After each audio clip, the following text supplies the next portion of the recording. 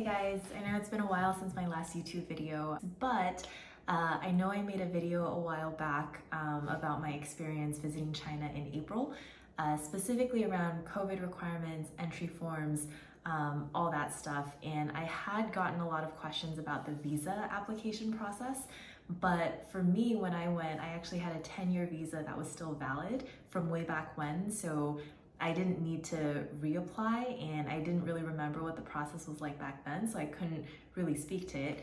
But recently, so since Victor and I were actually planning to go to China later this year, he had to get a visa because he didn't have one. So we actually, or I should say he, went through the visa application process relatively recently. So just wanted to share what the experience was like in case it's helpful for those of you planning a trip to China soon. I know there's a lot of different visa types that you can apply for. So just for some additional context, in this video, I'm going to be talking through our experience applying for the 10-year tourist visa as an American citizen.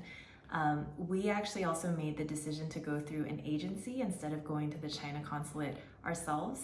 So I'll also talk through our decision process there. So for Victor, the end-to-end process actually ended up being only a week, which I think is great. But I would recommend budgeting at least 1 to 2 months to apply for the visa before your trip, just to be safe in case anything happens, in case there needs to be back and forth. You don't want to cut it too close. So first things first, why did he go with a 10-year visa as opposed to a single entry one? So it turns out they're actually the same price. So as of June 2023, it's $185. So we figured, we might as well. I have heard that 10-year visas are not always guaranteed. I guess visas are never guaranteed.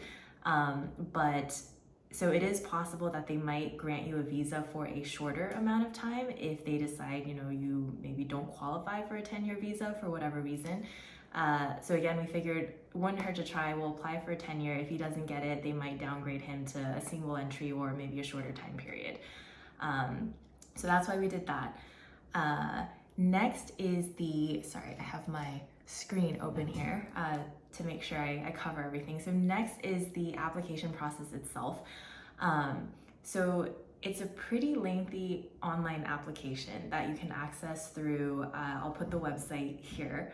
I would recommend budgeting 30 minutes to an hour to fill everything out. But on the bright side, I think the instructions are actually fairly detailed. And if you don't finish it in one go, you can actually come back to it within 30 days and click the retrieve an application. There's like a button at the top and just search for your application ID, and that gets assigned to you right away when you click start an application.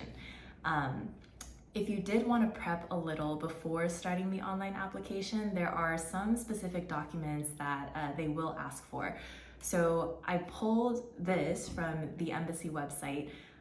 So they basically divide it into 2 categories of documents. I'm not sure why they labeled them as basic versus general, but the basic documents seem to be more specific to your upcoming trip.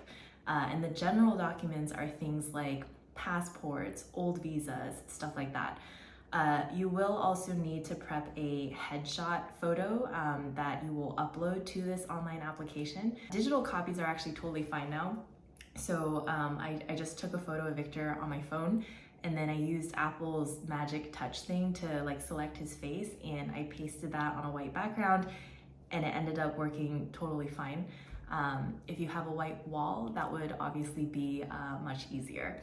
So I think overall, pretty straightforward in terms of documents that are required. So the general documents are pretty straightforward, but for the basic documents, if you're not able to get an invitation letter from, let's say, a relative or a friend in China, it's a little bit more annoying because then you have to have your air tickets and hotel accommodations booked.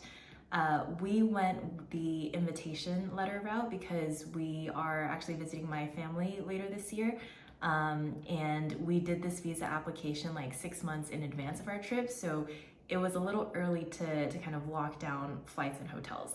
Once you've completed the online application, before you submit, I would recommend deciding if you're going to deliver your application yourself in person at a consulate, or if you want to go through an agency. If you go with an agency like we did, they might want to be on the call when you submit the application so they can easily find it on their end. If you don't live near a consulate, you probably have to go through an agency anyway, but if you do, here are some things that I would recommend considering, and these might be specifically in the context of the San Francisco consulate, since that's the one that was closest to us, but I imagine it's probably similar across the board. So, first consideration, how far away do you live from the consulate? At least for the San Francisco one, you have to drive there to not only drop off your application, but once the visa is ready, usually in like 1 to 2 weeks, you have to drive back up to pick it up. And they're only open on weekdays. So if you're not that close, you might have to consider, taking time off of work, things like that. The second consideration is cost. So the agency that we ended up going with, they charge $300. That's not including the $185 application fee. So initially we thought that that was ridiculously high, but I'll get into why we ended up deciding that it was worth it. So third consideration, consulate logistics. So again, this might be specific to the San Francisco one, but the lines there have gotten insane. And when we were reading through Google reviews, it sounds like it's because prior to the pandemic, each person waiting in line could submit 10 visa applications at once. So a lot of agents from these travel agencies, they would go up and kind of batch process applications from their clients. They've since reduced that down to 2 visa applications per person.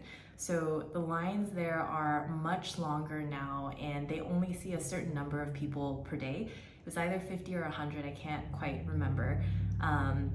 So this is all from reading reviews, by the way. You grab a ticket when you arrive at the consulate, and even if you've made an appointment in advance, they say that just guarantees you will be seen that day, but often it seems like if you have, say, a 9 a.m. appointment, you might not get in until 1 p.m.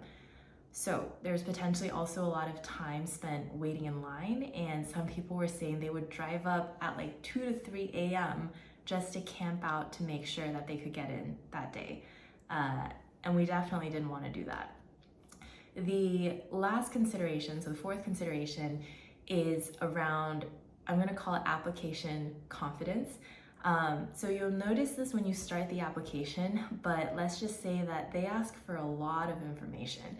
And I think depending on how close you are cutting it to your trip, or if you just don't want to risk having to make multiple trips to the consulate to correct something in your application, you might be better off going with an agency who's very familiar with the documents required, how various applications need to be filled out. We were basically convinced to use an agency after hearing about the crazy line situation at the San Francisco consulate.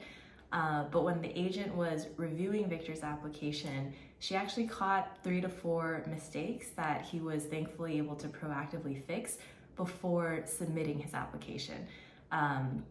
Otherwise, who knows, if we had gone up to the consulate ourselves, found out there, we might have gotten sent back and then had to go up again later. So that would have just been another huge waste of time.